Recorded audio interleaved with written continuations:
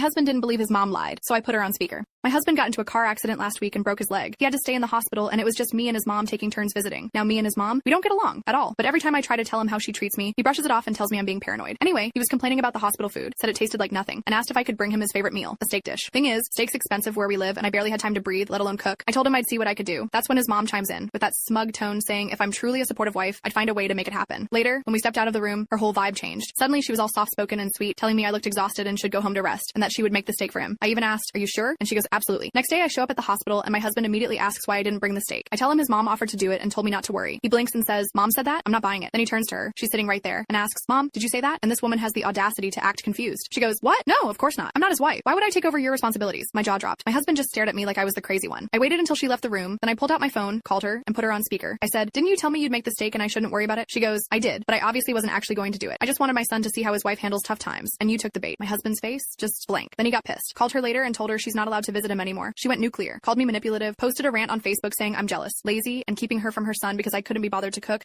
Now his whole family is coming after me.